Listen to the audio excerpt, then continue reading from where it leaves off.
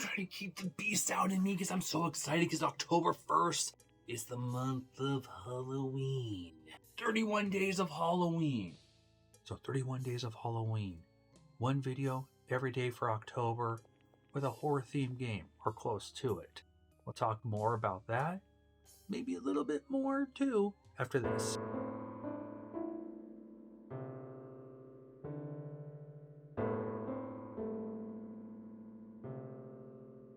If you want more gaming and collecting content, don't forget to subscribe to stay in the know. Couple rules. 1, I have to own the game. And somewhere in the video, you'll see the physical item. And every Friday will be TGIF, keeping with the tradition of a Game Boy game I've never discussed on my Gameboy Series will be discussed here.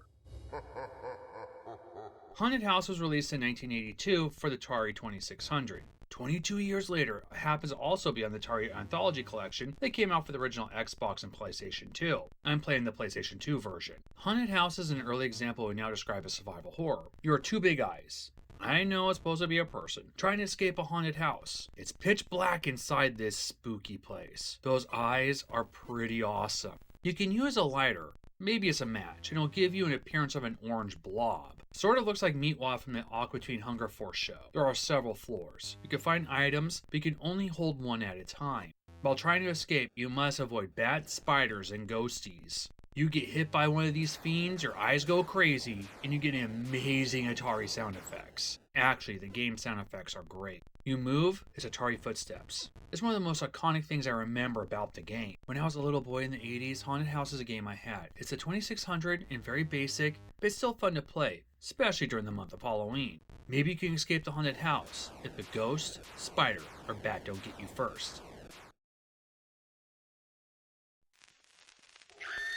One of the stranger movie tie-in video games has to be Attack of the Killer Tomatoes, based on the 1978 horror spoof Attack of the Killer Tomatoes. Actually, not true. It's based on the 1990 animation cartoon series Attack of the Killer Tomatoes, which is based on the movie. Well, the NES port was released in 1991. You control a kid out to stop tomato-killing rampages. You avoid killer tomatoes in all kinds of shapes and sizes.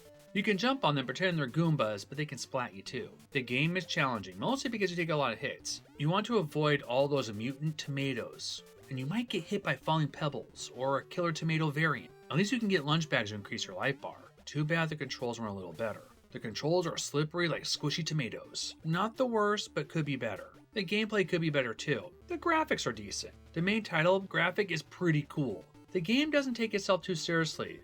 There's a few tomato puns. The music is okay. It's an uncommon game. It's a strange one too. If you want to throw some Rotten Tomatoes at this one, I wouldn't blame you.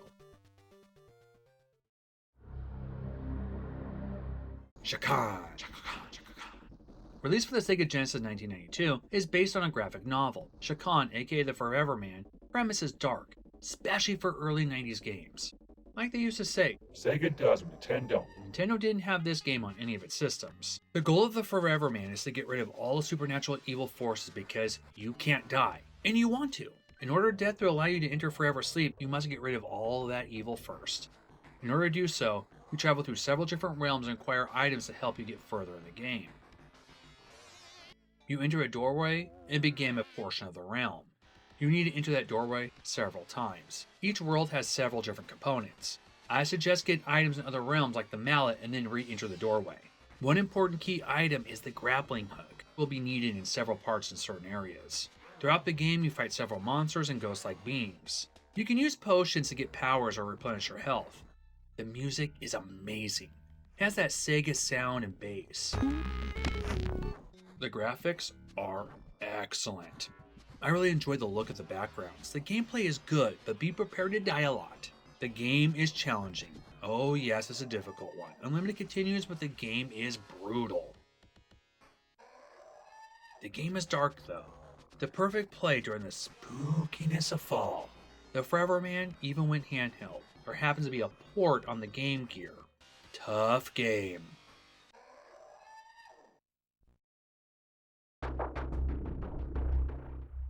Nosferatu is a very uncommon and somewhat pricey game for the Super Nintendo. Made by Sega and released in North America in 1995, you play the protagonist Kyle trying to save his girlfriend Erin from Nosferatu, aka just a version of Dracula. The gameplay lacks in this one. It's a little slow at times and frustrating. If you're expecting a Castlevania-like experience, you will be disappointed. The game plays a lot like Prince of Persia, the way you jump, proceed to areas, and climb on walls.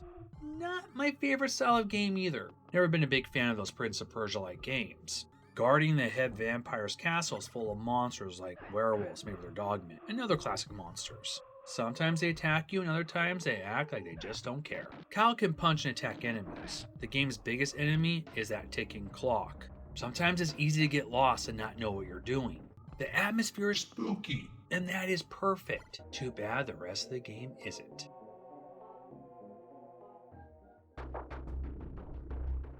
Do you like pinball? How about demonic, spooktastic pinball? Well, you can't go wrong with Devil's Crush for the TurboGrafx 16. It was released October 1990, just in time for Halloween. Flawless timing for its release. Can you believe it? It's now 30 years later and we're discussing this game for 31 Days of Halloween. I feel it's the perfect time to visit this awesome virtual pinball game.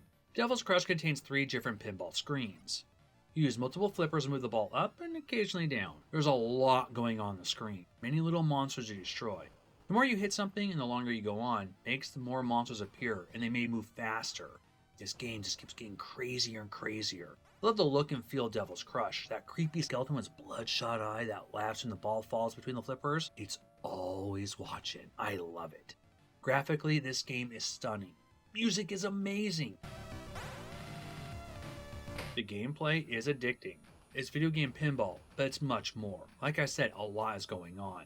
There's this peaceful face in the middle of the top screen. Oh, looks like she's sleeping. You keep hitting it or it gets balls in the pentagram-like stars, it turns more evil. Until the face completely changes to an evil dragon lizard creature. There are bonus stages too. The goal is to get a lot of points. It's a fast-paced game. Although you can slow down the movement of the ball before you begin the game by clicking slow instead of fast. There are several passwords you can use. One Crush Me will give you points and 27 extra balls. You might need those to get those points. It's evil pinball, but it's evil awesome pinball. I can't recommend this game enough. So much fun.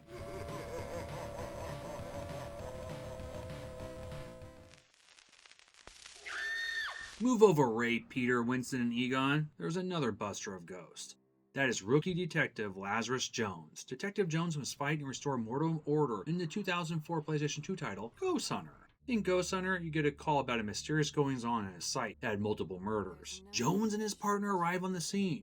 You can cut the sexual tension with a proton pack. Keep the gun away. She likes me. No doubt about it, she likes me. Jones and his partner accidentally releases a really bad spirit and his partner gets ghost snapped. Now it's up to Mr. Jones to fight ghosts with the help of an AI with attitude. I am digital. Get over it. Did you know you can shoot ghosts with a ghost gun? Well, you can in Ghost Hunter. I guess it's like a proton pack. In order to capture those living impaired folks, Jones uses his ghost gun in a trap that reminds me of the disc weapon that Predator uses in Predator 2. You can shoot the ghosts long enough to weaken them, and you can throw the trap first or after, and if they're weak enough, they will get captured by the device. At times, you'll need to use and control Astriel, a friendly, attractive female spirit. Again, you can cut the sexual tension with a non-corporeal knife. Hi!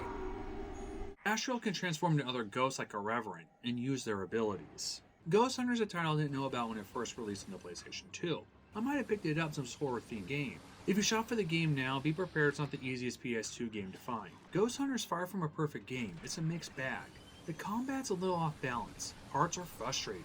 The dialogue's a little corny, but I like the B-movie feel. Almost 20 years later, this game's graphics are still looking good. Even with the gameplay being a little uneven, there's still fun in Ghost Hunter. Yeah, pretty much. We again find ourselves looking at big red troublemakers in Attack of the Killer Tomatoes. The Game Boy port was released in 1992 and published by THQ. The opening title looks promising, but remember, that can be misleading. The plot's about killer tomatoes and a mad scientist. Typical stuff. The world's only hope to stop those killer tomatoes is Chad Finletter, the all-American boy. You control him. You can jump and attack by kicking. The goal of each level is to get points, collect small tomatoes after crushing the big ones, and most importantly, get a tomato can. Get the tomato can. Without it, you can't exit the stage and go to the next level. You can break things and collect things like swords. You can jump really high. Your kick can use some more muscle behind it. Mostly, this game is a mess. It's graphically unappealing. The music is ear-wrenching. The gameplay is uninspired. I'm going to go out on a whim and assume not very many people watching this have even played the Game Boy game. That makes complete sense. It's not a very common game either, probably rarer than the NES port. It's not a very good Game Boy game. That's the scariest thing about Attack of the Killer Tomatoes. If you want to throw this game instead of a Rotten Tomato, I don't think anyone would care. Love horror? Love horror video games? Well, if you're in the mood for a hack and slash blade type of game, you might want to check out Hunter the Reckoning. Based on the hit tabletop game Hunter the Reckoning, the video game was released in 2002 for the original Xbox. You can play solo or up to 3 other players in couch co-op. You control 1 out of 4 hunters, each with their own strengths and weaknesses. Love the outfit here. You have both ranged weapons and melee ones. Depending on your character, they might be better at melee or range. You fight hordes of the undead and other monstrosities. Visually, it looks good. The gameplay is fun. It has a similar feel to Diablo, except it's in modern times, but still a hack and slash adventure. Over 20 years later, Hunter the Reckoning is still a decent good time with friends, or you can hunt monsters yourself. It's gory and bloody, and the perfect time to play during the month of Halloween. Hunter the Reckoning.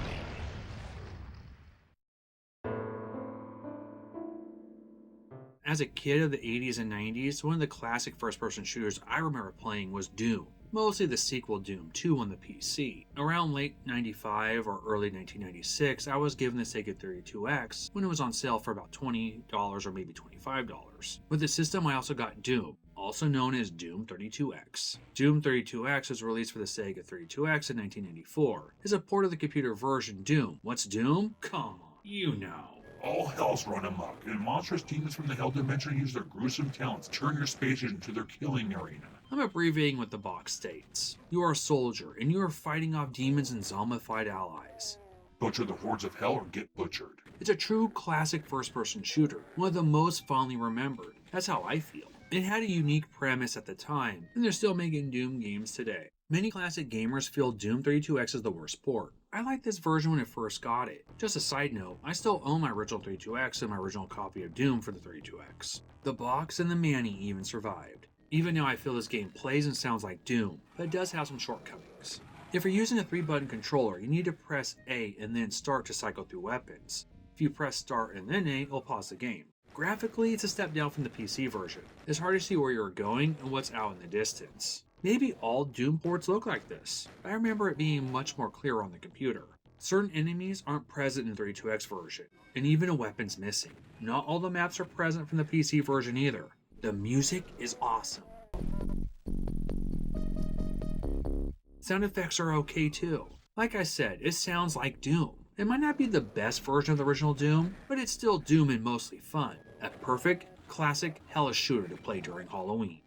Butcher the hordes of hell or get butchered.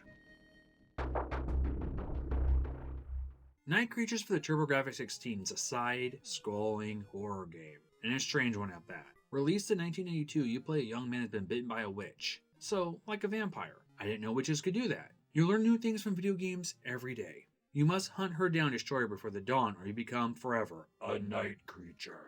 The game starts off by giving exposition and a lady telling you to find an old lady that will help you. When you find the old woman, obviously inspiration was taken from Universal's The Wolfman, she helps you through the game.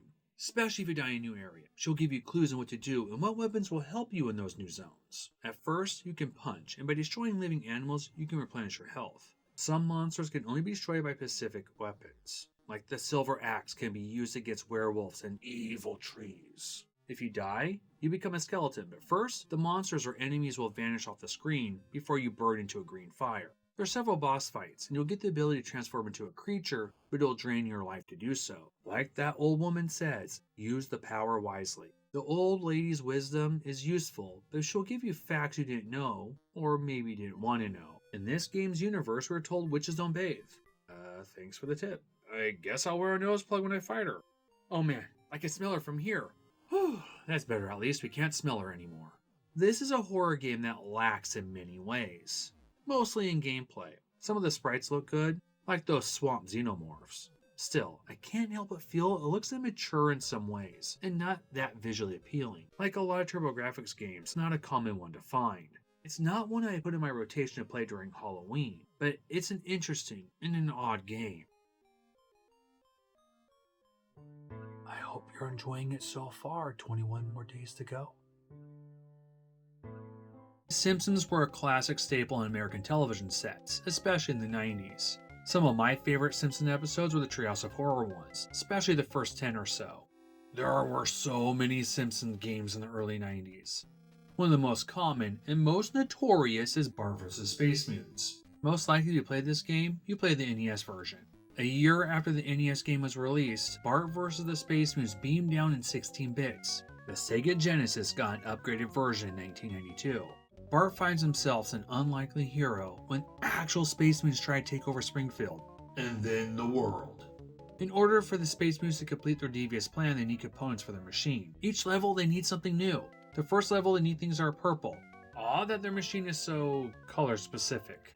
So to thwart their evil scheme, Bart uses spray cans, bottle rockets, and even clothes to change or cover things that are purple. A level's goal is the amount of things you need to collect or change. Bart can use his X-ray specs to see Space Mutants. If you see one, jump on its head. You'll get an alien coin that turns into a letter of a Simpsons family member, as you see in the corner. If you fill out the name completely, they will help you in a boss fight. The second level, when knocking off hats, you might actually land on a non-Space Mutant. You'll take a hit. Bart can take 2 hits before he loses life. He'll say, "Eat my shorts, man." Get used to that saying because Bart's gonna say it a lot. This is not an easy game. There's a lot of dodging, avoiding getting hit by things above or coming after you. And the biggest challenge is the freaking controls. They are super slippery. I believe it's much easier to control Bart in the NES game. The Sega controls just feel a little harder to land at times, especially jumping on floating platforms. "Eat my shorts, man." And there are hidden secrets. The first level's full of them. You can call Mo and actually prank him, just like Bart used to do in the first few seasons of the show. It's mostly random, but I count at least 4 different prank call variants. Like in the show, Mo will say, "Why you little?" and goes out of his tavern looking for the prankster.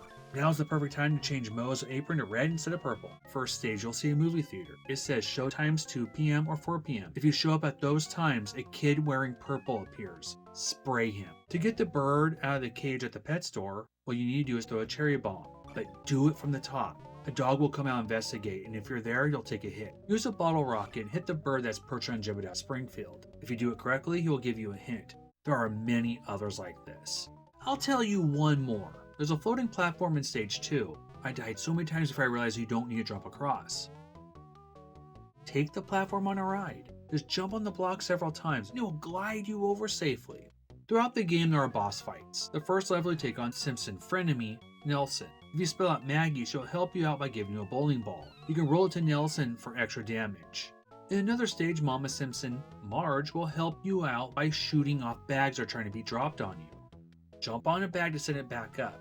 The boss here is Miss Bots, the babysitter bandit from an earlier episode. Even Bart's nemesis, Sideshow Bob, is a boss. Just jump on those big feet. Overall, the Sega Genesis version looks great graphically. It's a big improvement over the NES version. A lot more details in the background. And the sprites look great. Although I do prefer the actual Space Mutants look in the cutscenes better on the NES. They look more frightening. In the Genesis port, doofy. Not everything is better in 16 bits. I think the music sounds better on the NES. I've discussed this already, but the controls are worse on the Genesis. Just a little easier not to get hit and land correctly on the NES. What both versions have in common is the difficulty. The game throws a lot at you. In one level, you need to ride gators across the water. You'll need to hop on one gator and then another gator. Things are falling from the top. You'll reach the other side just to find an enemy squirrel waiting for you. The programmers are sadistic. The premise of the game has a lot of promise. There is Simpson humor like the prank calls or what the Space Mutants say between each other.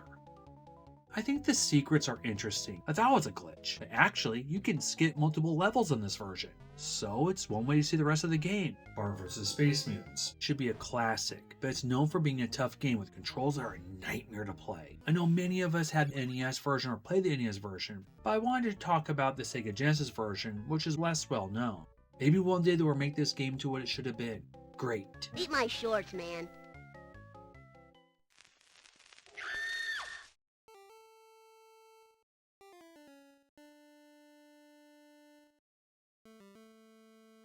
I'm a bargain.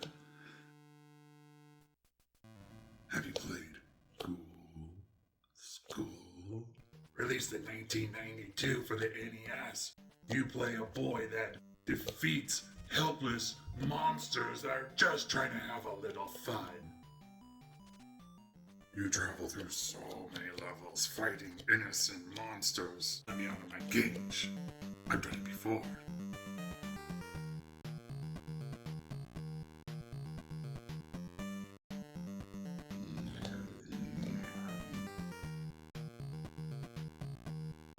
I terrorized. And you can terrorize too in Ghoul School for the NES. Since it's Halloween, let's look at a few spooky titles. There's The Suffering, a great psychological horror game in vein of Silent Hill, but not as cryptic. Even more bloody too. The Suffering was released for the PlayStation 2 and original Xbox in 2004. The Suffering is about a man named Torque. He has been sent to death row for murdering his wife and children, but he has no memory in doing so. The game is a blend of action and horror. Unlike Resident Evil, The Suffering isn't survival horror, it's action horror. The game's ending depends on your actions taken during your playthrough. You could be evil or good, all about choices. Perfect choice to play during October, or better, Halloween.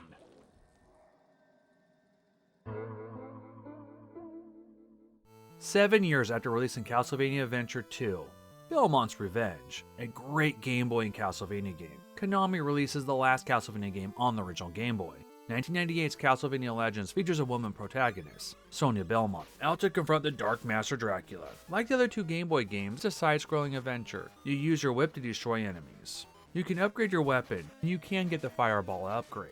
Now you have a ranged weapon. Beware of traps in the game. They can be disguised as innocent candles. You might want to get hearts or maybe find a 1-up or maybe a pork chop, but instead, you'll fall into a pit with hordes of zombies. You need to keep finding these hordes of zombies in order to continue. Once they're all gone, you hit a candle and return to the game. And be careful, you can reactivate the trap. Music is great, like in most Castlevania games. Graphically, it's a decent looking game. Understanding, it's on the Game Boy. The still graphics are really good. The zombies look good. Although the ghost, or maybe they're Shadow Man, they look kind of generic in this game. If you happen to play this on the Super Game Boy, it gets the Super Game Boy treatment. The gameplay, I believe, is a step down from Belmont's Revenge. There aren't sub-weapons, but soul weapons. They use hearts to use. You collect older sub-weapons as collectibles, and by collecting them determines the outcome of the ending. This was originally going to be a prequel to the other games. It no longer fits in the continuity of Castlevania timeline at all. So think of it as like an alternative timeline in a parallel Castlevania universe. When I first did my Game Boy series, I couldn't discuss Legends because I didn't have the game. Well, I do now. I still believe Castlevania Adventure 2 Belmont's Revenge is the best Castlevania game on the original Game Boy. It's much more enjoyable. Not that this game is bad, it's just not as good. It's way better than the original Castlevania Adventure though. Castlevania Legends is a fun game, but it's an expensive Game Boy title and a rare one at that.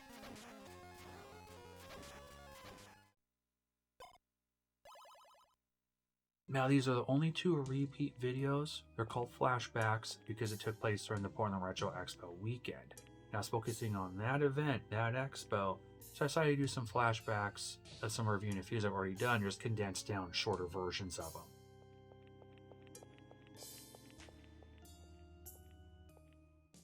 Demon's Crest, released in 1994 on the Super Nintendo, is actually the third in the spin-off series of Ghosts and Goblins. Demon's Crest, you control the anti-hero Firebrand. Gameplay is fairly simple and controls are very responsive. Firebrand sticks to walls, you can jump up, hover or fly, and you can attack. Also use potions and spells. There are several different gargoyle forms. One can be used to swim under the water, another one can be used to fly, another one can be used to charge, and there's also the legendary. It's not the easiest game to find in the wild. In fact, most people hold on to their copy of Demon's Crest. Not hard to see why either. It isn't the most difficult game, but it can be challenging. Like the last hidden boss. I'll admit, it took me a while to beat him. I really like Demon's Crest, just too bad there wasn't another Gargoyles quest or a sequel.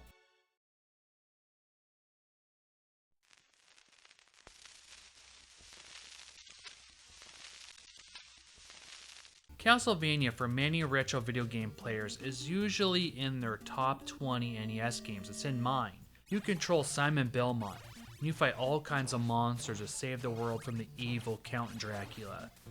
The game is notable for its gameplay, graphics, overall design, and memorable music. Simon fights using his whip. At first it's short, but it's a magic whip. You eventually get a whip upgrade to make it a Morning Star, and once you get the upgrade a second time, it'll be even longer. You get secondary weapons throughout the game like boomerangs, holy water, and axes. Castlevania is a masterpiece. It has its flaws, but it's one of the greatest for a reason. Honestly, it's a short game. You can beat it under a half an hour. I could play this any day. I think I will.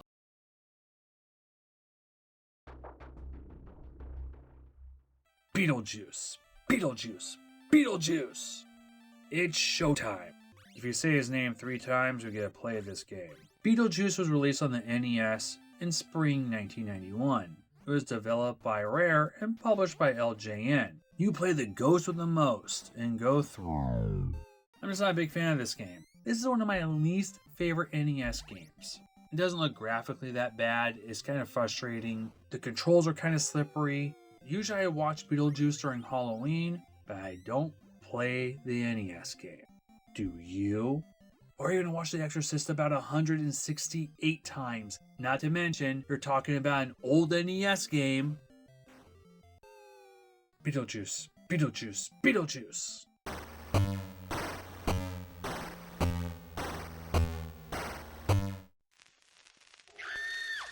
Do you like anime? Well, if you want a sort of unknown video game in the survival horror genre that was also inspired by anime, have you heard of Vampire Hunter D for the PlayStation? Vampire Hunter D is based on an anime movie and a bunch of novels. The setting is placed in the year 12,090 AD. After humans caused a major war, vampires took over. Hunters like D, a dumb peel, half vampire, half human, are paid to get rid of them. Vampire Hunter D has pretty good graphics. Understanding's on the original PlayStation. The gameplay is good-ish, but the controls are a little off. You can use your sword and other abilities to slay various monsters. With your trusty left hand, I'm not making that kind of joke, it's his left hand, and he gives advice and restores your health. You look for keys and other items to proceed to new areas.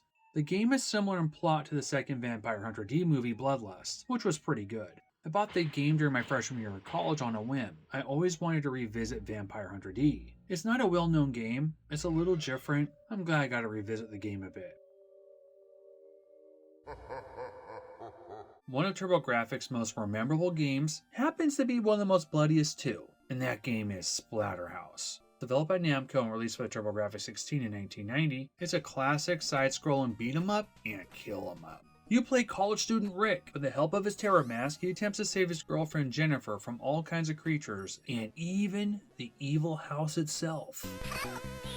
You can punch and kick monsters. Rick can use weapons as well. You can splatter them against the wall sometimes. It's pretty sweet. Jumping is a key element in the game. It's a little stiff. You sort of get used to it though. There are about 7 levels. Certain areas do give alternative paths. The gameplay, graphics, the music are all excellent. Splatterhouse was originally an arcade game. I've never actually played the arcade version. The TurboGrafx 16 version is censored. Certain elements and graphics have been altered from the arcade. Splatterhouse is challenging. Some boss fights can be tricky.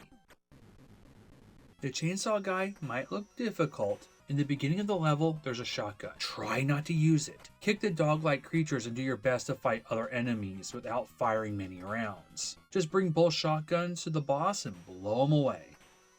Splatterhouse is a great classic game. Tons of pixelated violence.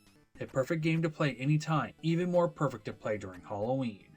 Save Jennifer if you can.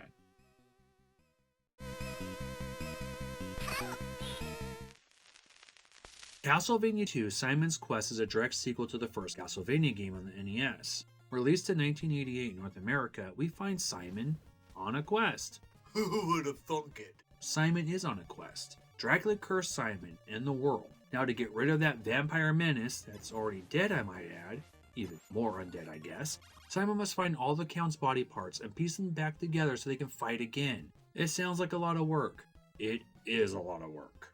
Unlike the first and third title in the series, Castlevania 2 is sort of non-linear, but it's best to know what you're doing in the game. It's easy to get lost and you will need items to get to new areas.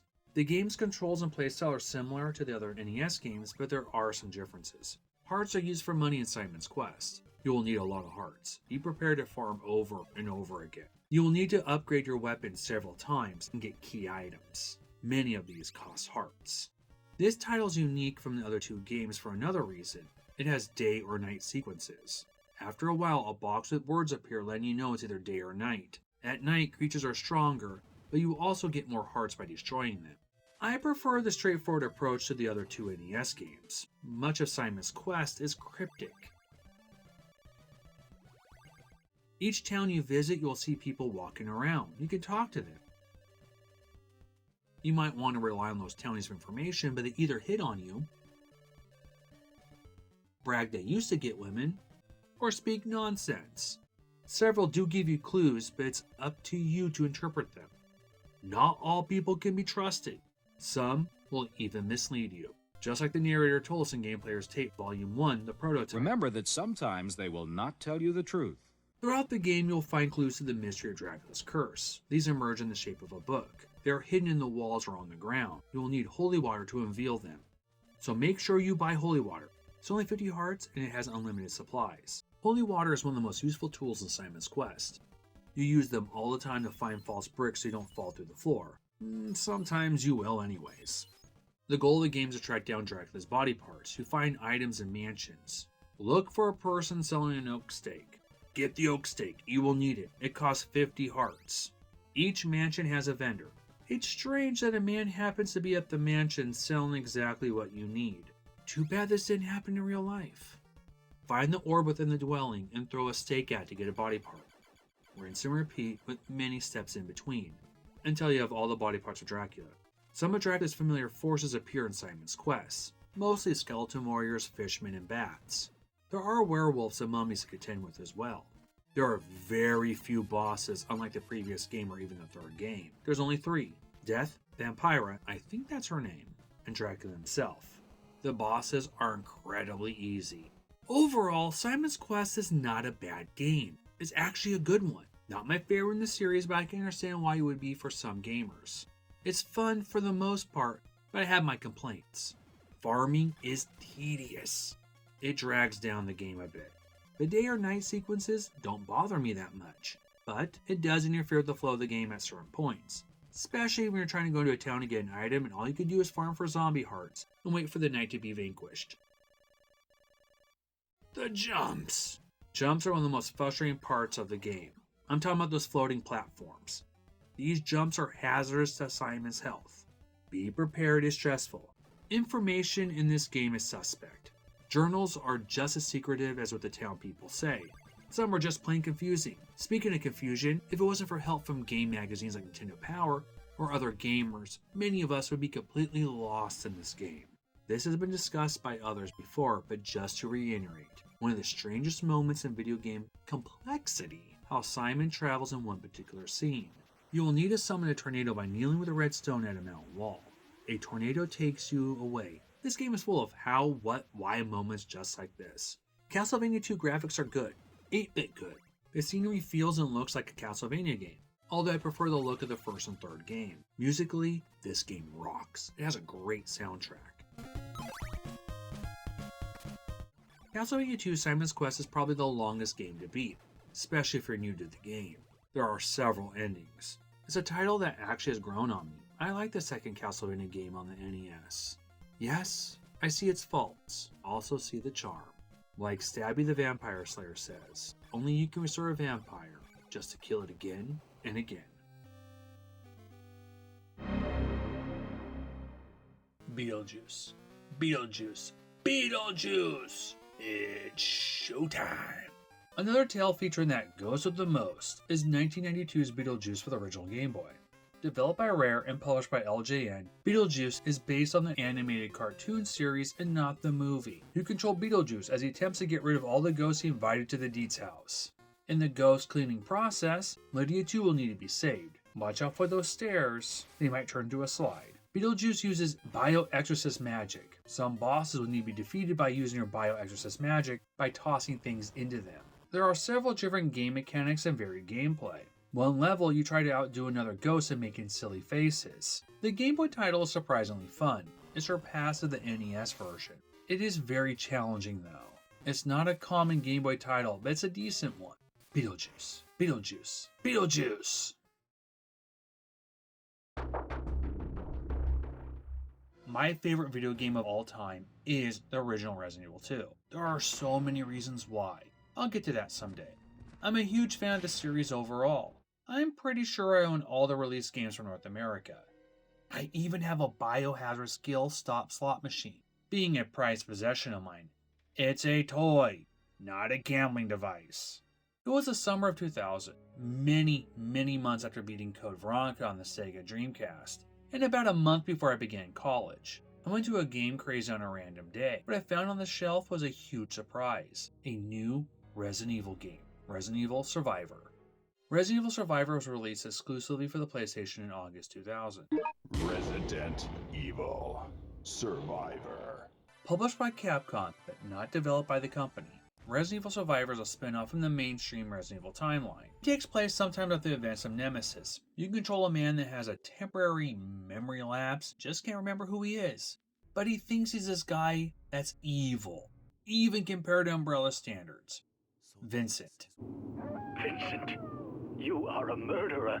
He wants to redeem his atrocities he believes he committed. He wants to save two children that's stuck on Umbrella's controlled islands overrun by the undead, thanks to the T-virus outbreak.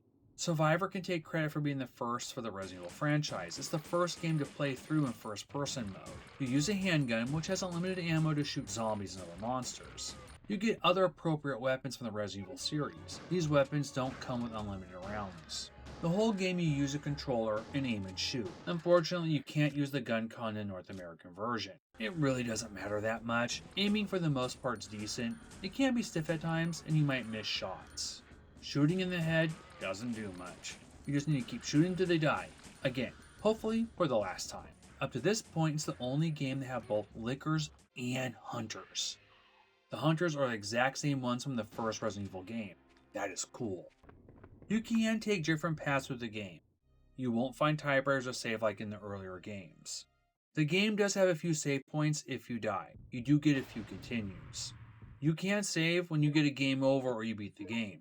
Basically, the save is just for your weapons and items.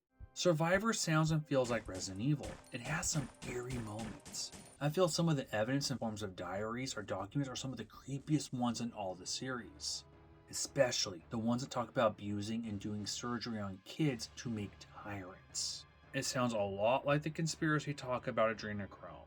As a fan of the Resident Evil series, I'll admit it has many problems. Graphically, it's not as clear as Nemesis or Code Veronica. It borrows many enemies from Resident Evil 2, including the exact zombie designs. It also includes the dogs, the lickers, and plant monsters. Mr. X is even in the game.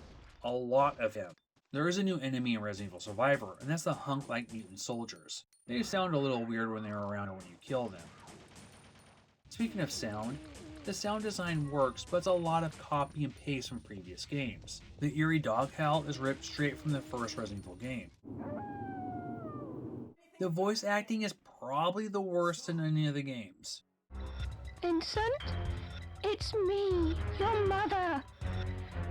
My mother? Vincent, please, listen to your mother. I think it gives the title a little charm though. It's not the toughest Resident Evil game, but you can get cornered by monsters, especially hunters at times. If you don't have any way to heal, you might have to get a continue screen. Save certain ammos for bigger enemies like the Tyrant, which keeps changing and getting stronger. That brings me to the biggest complaint. You have to play through the entire game in one sitting. Hey, I've done it. I've done it for other Resident Evil titles, because there are rewards in doing so. There at least should be an option to save.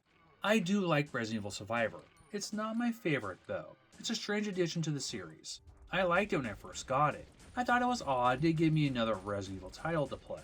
I haven't played this in 20 years.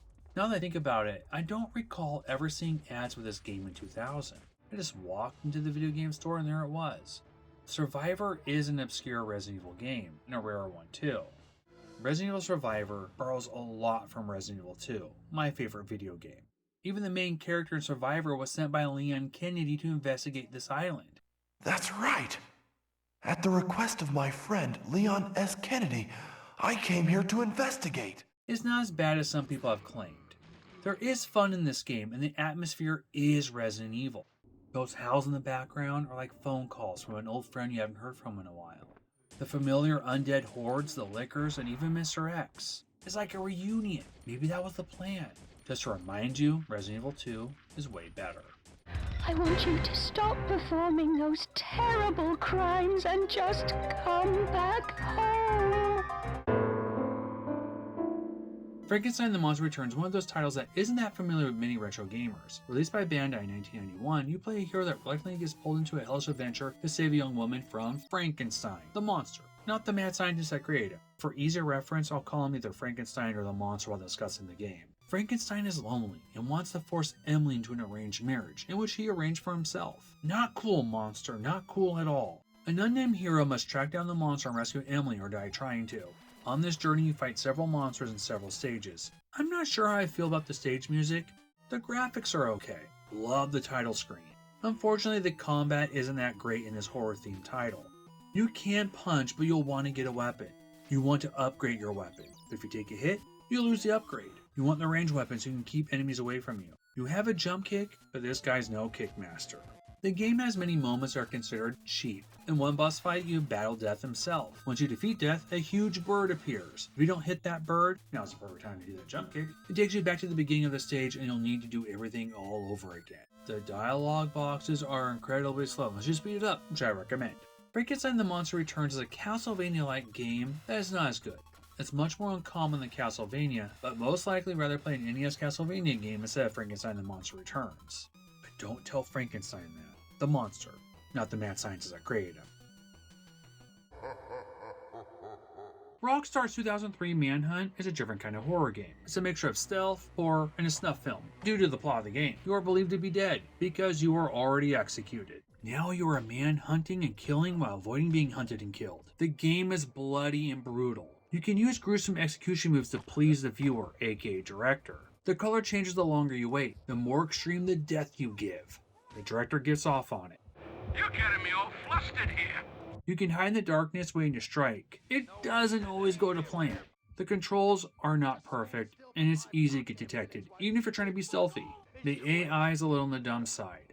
The camera is a little rough too. I personally believe this game was a big influence on the movie series The Purge. But it's also a commentary on our surveillance-heavy world, and this was around the time reality TV was starting to get big. But it's also a commentary on that. The game was controversial when it was first released. It got a lot of complaints by certain groups for the gameplay. Remember, it's just a game. Now purge. You'll feel better. You're getting me all flustered here.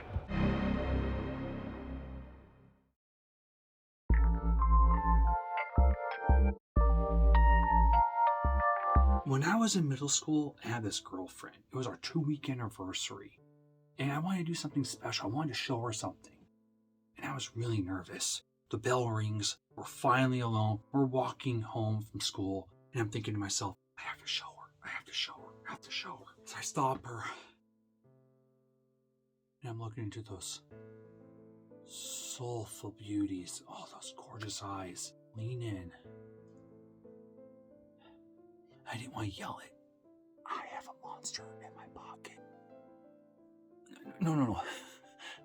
I have a monster in my pocket, and it's really tiny. Yeah, I really do have a monster in my pocket, and it's my brother's. You're sick! Oh, hold on. I'll just flip it out and show you. The next day, I get called in the principal's office. Not only did she break up with me, I got slapped with sexual harassment and had to stay like 500 feet away from her. But I really did have a monster in my pocket. It was small, and it was my brother's. It was this guy. Monsters in my pocket are kind of like Muscle from the 80s. They had all sorts of different kind of monsters. And just like Muscle, it too had an NES game. Monster in My Pocket is an action side-scrolling beat-em-up from Konami. It was released for the NES in '92. In the game, you can play either a vampire or a monster, alluding to Frankenstein's monster. It's 2-player co-op, which is both awesome and annoying. There are slowdown at times and flickering because of too much going on the screen. The opening scene demonstrates all the monsters that lurk in one's pocket. The title screen's impressive after all the monsters leap out of the pocket. What's left? Monster hands and blinking eyes. The game is about monsters getting shrunk down to little toy-sized figures. The mastermind by this shrinking monsters into modest monstrosities is a bad guy named Warlock. He interrupts our heroes watching the boob tube. Our monster good guys take to the mean streets of a little kid's room, and here's the beginning of Monster in My Pocket. The monster or vampire move and attack exactly the same. The only difference between the two is cosmetic. You just walk up and hit monsters, which is actually rather satisfying. There are a few sub-weapons like keys or screws you can use to throw at other monsters. The controls are excellent and sharp in response. When there's too much on the screen, the sprites will start to fade out of reality. It is very common. There's quite a bit of variety of enemies, all from the toy line. You can get jars of hearts to replenish your life meter. You'll need them since you have a short range attack, although most enemies are destroyed by a single blow. Some might take more than one hit. A few, just avoid them, like the Monster Zero inspired many-headed dragon in a later stage. There are only 6 levels. Each stage you fight a lot of monsters. It's a basic beat 'em up. It doesn't add anything new to the genre, but still fun. The levels go by fast. At the end of the stage, you fight a stage boss, like in most games. Once again, it is simplicity. You watch for patterns and attack. Usually doesn't take too long. Besides Warlock, the witch is the biggest pain in the monstrositous rear. She has multiple copies of herself. You have to attack the right one. If you have a sub-weapon, it's easier to throw into a few copies. You'll have a better chance of hitting the right one. The boss fights are enjoyable and adds to the overall appeal of Monsters in My Pocket. After you hit a boss so many times, I'll cry on pain, and you win. At the end of stage 6, before you fight Warlock, you must go through the Monster Gauntlet and fight each boss you previously defeated. I mentioned sub-weapons a little earlier. Your monster can even grab the key and screw and slide down a banister with it. You'll start to glow reddish and become indestructible while you glow. This happens if you don't have a sub-weapon as well. The sound effects are similar, if not lifted from the NES port of Turtles 2, the arcade game, another Konami game.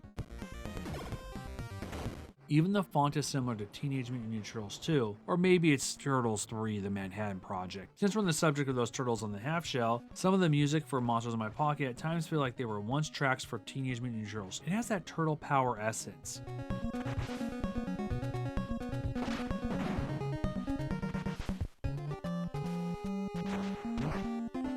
Graphics are colorful and bright, others are damp but full of texture. By and large, the design gives the player a sense that you're a little monster in a big world. Monster in My Pocket is a great looking NES game. Monster in My Pocket is one of those once forgotten 90s titles that only got recently rediscovered by content creators. It was like a bad kept secret. Unless you were a fan of the franchise, had the toys, maybe the comic, or received the game as a gift or rented it on a whim, most NES owners didn't have or even know about the game. Sure, Nintendo Power 31 on page 95 did have around the corner section a little announcement about Monsters in My Pocket. The following issue, Nintendo Power Volume 32, had a very colorful but short write-up about Monster in My Pocket. It looks really nice.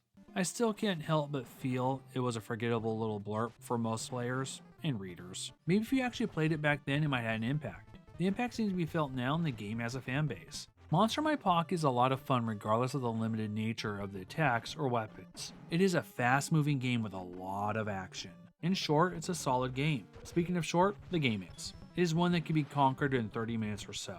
Monster in My Pocket was released late in the NES lifespan and it shows. I'll just say it again, it's a great looking NES game.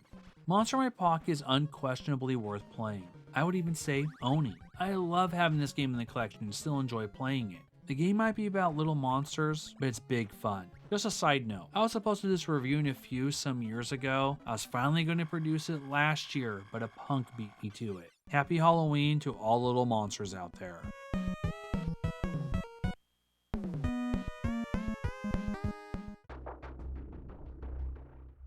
Gremlins 2 The New Batch was released by Sunsoft during the spookiness of October 1990. Based on the second Gremlins movie, you control Gizmo as he travels through Clamp Building fighting various enemies like tomatoes and spiders. What are you doing here?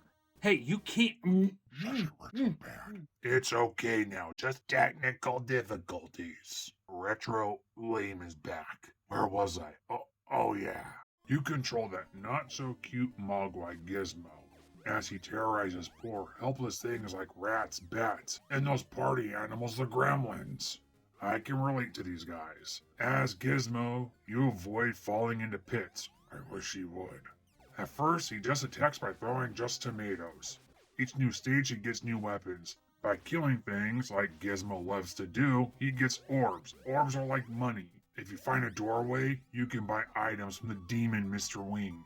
He died in the beginning of the film. He is a monster, and a monster helps another monster by allowing Gizmo to upgrade his weapons or get more life. Sounds like a Crossroads demon to me. Throughout 5 stages, Gizmo ends the existence of poor helpless gremlins and friends. There are 4 boss fights, 3 being Mohawk. He is so cool. He keeps getting better each time Gizmo picks a fight with him. At first, he just tries to shoot Gizmo away. It doesn't work and he's forced to retreat. Mohawk has to get tougher on him and shoots blanks at Gizmo to scare him away. Does it work? No, nothing scares Gizmo because he has no soul. He sold it to Mr. Wing, the Crossroads demon. Unfortunately, Gizmo even traps the electric gremlin in the building's phone service. What vile purpose does he plan? Our true hero Mohawk realizes he must fight fire with fire and uses unholy potions to transform it into something hopefully Gizmo won't be able to push around. Gizmo, being wicked and clever, realizes he can just dodge the mighty legs of Mohawk Spider and viciously kills him. But Gizmo's bloodlust cannot be quenched until he destroys every last member of his family. It's true, they're related. He's sick and twisted. With the help of his adoptive father, he fries them all. It's truly a sad day. Gremlins 2: The New Batch has great music, awesome graphics, and gameplay. It's a game that's tough. Sunsoft gives a good challenge. It's also a game that will leave a tear in your eye for committing so much slaughter. Remember the rules, kids. Feed them after midnight, and they like water a lot.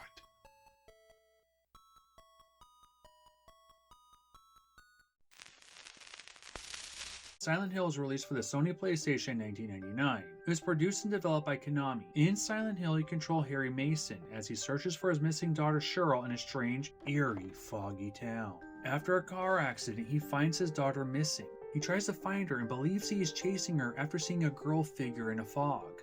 He finds himself in an alleyway and is attacked by strange, kid-like monsters. Like waking up from a nightmare, he finds himself in a diner and meets a police officer, Sybil Bennett, from a town over. She's concerned people are missing. Harry explains that he's on vacation with his daughter and she's also missing. Sybil gives him a gun for protection. She leaves and Harry finds a radio that has stag flowing from the speakers. A few moments later, he's attacked by a strange flying creature that smashes through the window. This is just the start of the game. Silent Hill is survival horror. At the same time, it's mixed with psychological horror. The game is designed to be both frightening and confusing. Armed with a radio that makes static when creatures are nearby, it makes you on alert. It is frightening as you walk through the foggy town and hear the static. Sometimes you don't see the danger right away. In Silent Hill, it's easy to get lost while going through the town. It's best to keep checking the map. Sometimes you might need to anyways to make sure you go through the right doorways. Silent Hill is a great horror title, full of blood and gore, but it's a lot more than that. Like Harry, you'll question if it's real or just all in the mind. Throughout the game, you'll find yourself in different aspects of Silent Hill. There is the normal, if you can call it that, and the darkness. The darkness is full of rusty steel floors and walls. Changes the layout of the building. You will face dangers, not to mention all kinds of monsters to fight. You can hit them with melee weapons like an axe or a pipe. The best way to fight in the original Silent Hill is a handgun, a shotgun, or rifle. Try not to waste too many shots. If a monster is on the ground and not completely dead, hit it again, or Harry can kick it. No more live monster, no more static. One big play mechanic of this game is the puzzles. These are extremely confusing at times. Read clues carefully, or look it up online. You may need to. Some puzzles don't activate until you return to rooms you already explored, like the piano. It's closed, and then it's open. You can't do Silent Hill justice without discussing the amazing soundtrack this game has. It's a blend of frightening music at one moment, and then a rendition of mourning, grief, and loss. I remember reading once that Silent Hill is a state of mind, and not an actual place. If anyone's ever played Silent Hill, you'll understand this. Silent Hill is a world between ours and darkness. It's close to hell, but more like purgatory. The town's fog is the perfect setting and demonstrates the mood. Silent Hill isn't just about horror, it's a story of sadness. Harry meets other lost souls while searching for his daughter. Lisa is one such person. She happens to be a nurse, and her story is tragic. She realizes she's like the others. She just didn't want to see it. She begins to transform. Her theme music is so good, but it's riddled with pain and sadness. Her cries of panic and fear is moving. It's such a great moment for the series. When I was in high school around March 1999, yes, I'm old, knowing I loved Resident Evil, a friend recommended this game to me. After school that day, I bought Silent Hill at Game Crazy, took it home, and didn't like it. I ended up trading it in. Half a year later, not sure why, I bought it again, and this time loved it. The second attempt sucked me into the mindset of Silent Hill, and it quickly became one of my favorite series. Silent Hill 2 being one of my favorite games of all time. I can't recommend this title enough. Graphically, it's a little rough. Didn't mean to rhyme there. I'm playing it on the PlayStation 2. It's still fun over 20 years after its original release. The gameplay, the music, the story all complement Silent Hill. Silent Hill was even made into a Hollywood movie. It's a hybrid of multiple Silent Hill stories from the games, although the underlying Alicia thread seems to be very similar to this game. The first movie is decent, still prefer the gaming experience. If you happen to be traveling down a spooky road late at night, completely lost, and find a sign that says turn right to go to Raccoon City and turn left to go to Silent Hill, for survival reasons you might want to turn right, your odds might be better. Or turn left if you want your mind or soul messed with.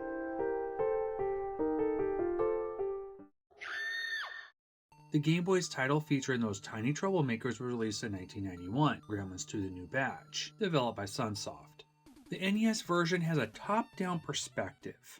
For the Game Boy version, it's just a traditional 2D side-scrolling adventure. You control that lovable gizmo and you fight through 4 stages.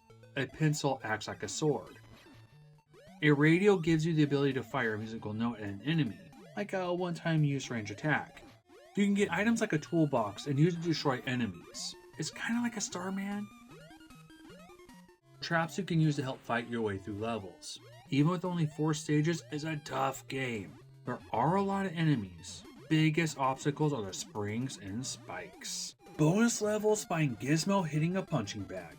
If you get 100 before the timer runs out, you're rewarded with a 1-up. There are a few boss fights. The first boss throws tomatoes at you. Do your best to dodge and use your pencil to strike him.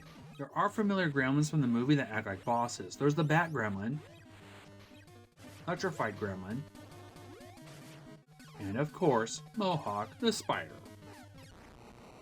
Stage 4 not only has Gizmo avoiding so many enemies and spikes, you'll need to go through a maze. You are jumping around behind a wall where you can't see. There are multiple stories and spikes as well. Hopefully, you saved a note. Use it and it'll help you find your way a little easier. At the end of the level, Spider Mohawk is waiting for you.